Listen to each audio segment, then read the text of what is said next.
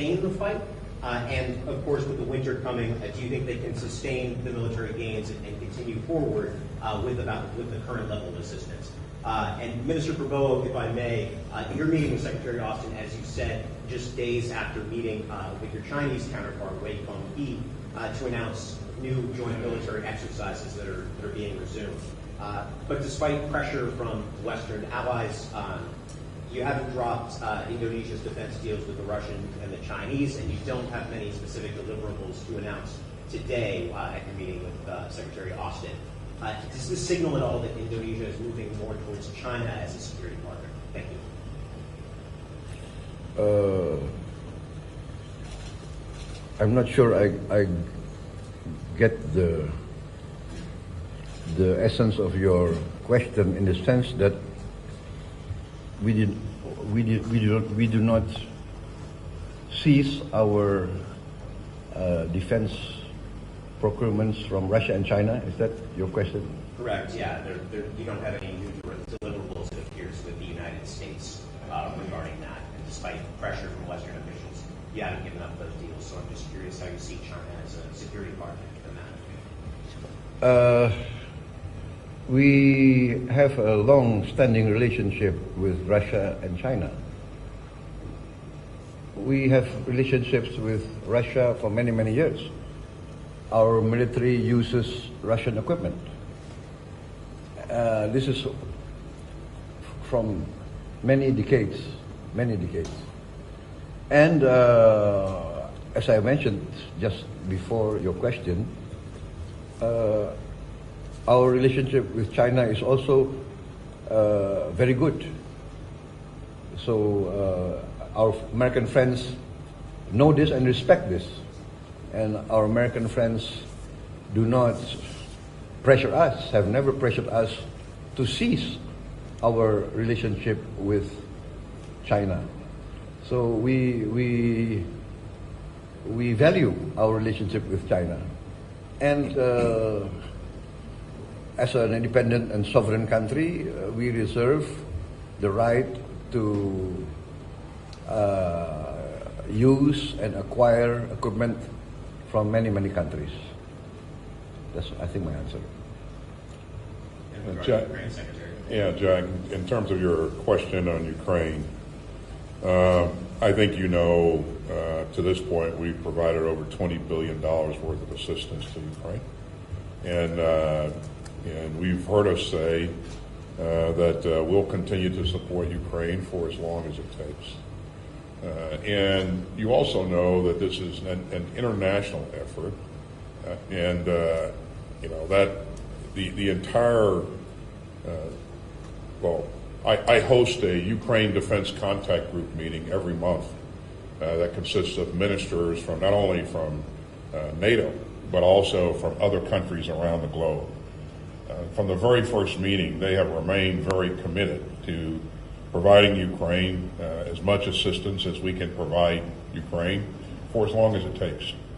We've seen Ukraine use that assistance in very artful ways, and they've been very successful on the battlefield thus far. We've seen them take back, we've seen them defeat the Russians in the Battle of Kyiv. They've taken back Kharkiv. They have also most recently taken back the important town of Kherson. And so we've seen a number of successes on the battlefield. And as we go forward into the winter, we've done a lot to try to prepare the Ukrainians to be prepared for a fight in the winter, and enable them to continue to keep pressure on their adversaries throughout the winter months. I think they'll be in much better condition than their adversaries because of the things that we provided them. And again, our focus is to support them throughout.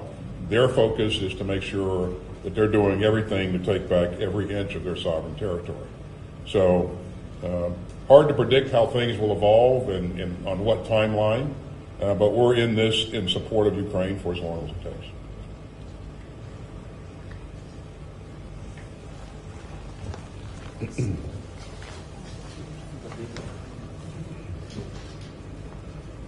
My name is Lloyd from Prabowo newspaper. My question is about on Act 15 procurement regarding the transfer of technology aspects for Minister Prabowo. My question is, what are Indonesia's expectations? And for Secretary Austin, my question is, what are technology the U.S.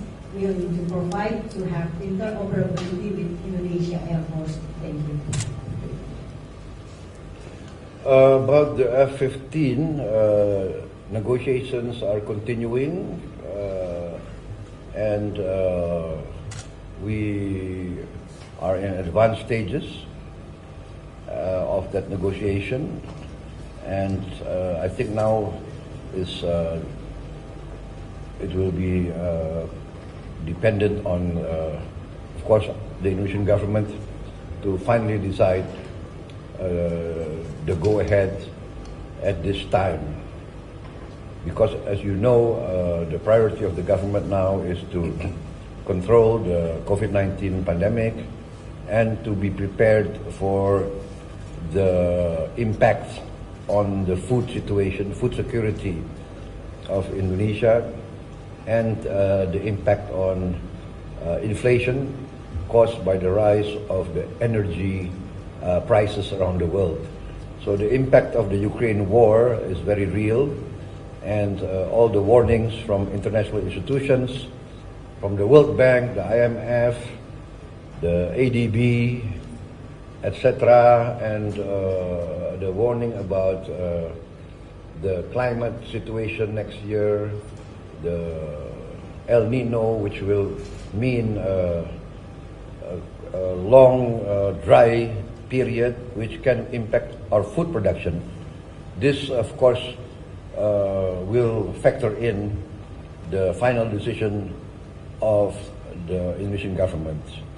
But as the Ministry of Defense, we have calculated, we have designed a program together with our American partners in industry that we are confident, and I have advised our government that we are confident that the financial package is affordable, because these systems are systems that we will use for at least 25 to 30 years ahead.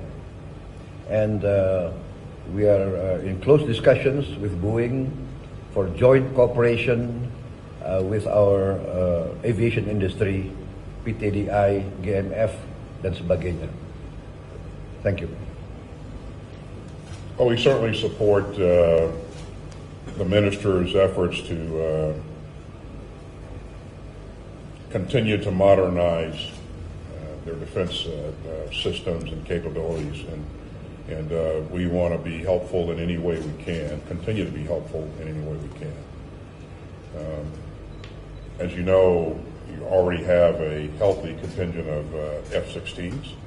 The F-15 platform provides additional capability, and those two platforms complement each other.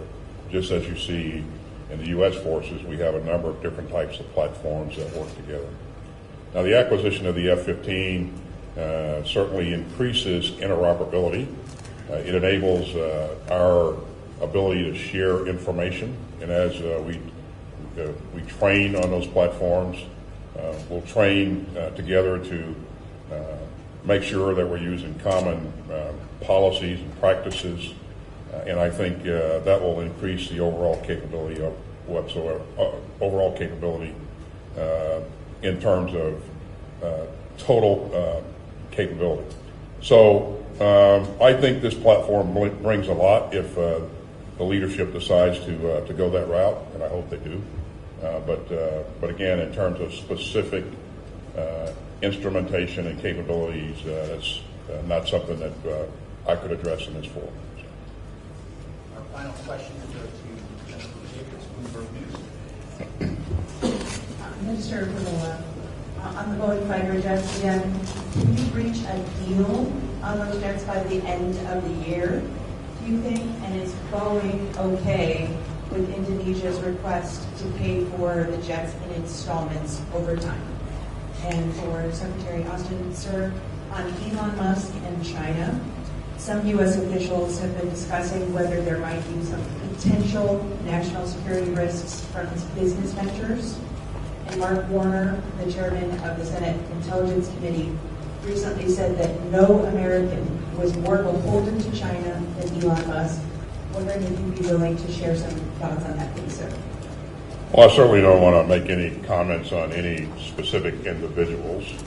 I would just say the Department of Defense does business with a number of different companies, and as you know, we have specific policies and procedures that we follow as we conduct that business, and we'll do everything that we do going forward will be, as it always is, in accordance with laws and prescribed procedures.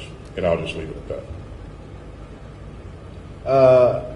Regarding the F-15 program, as I explained in my earlier response, the decision now is on the Indonesian government for the final political decision. Negotiations have advanced very well. On the second part of your question, yes, we discussed with Boeing and they have agreed to the financial package that we requested and that has been arranged. So everything is in place. This is going to be a political decision. As they say, I'm responsible for defense. Political decision is what they say in the U.S., above my pay grade. So I'm not authorized to make any political decisions. Thank you.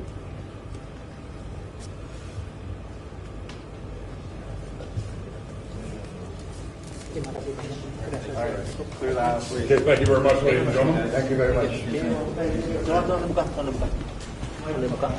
Tolong dibuka langsung. I think time is up.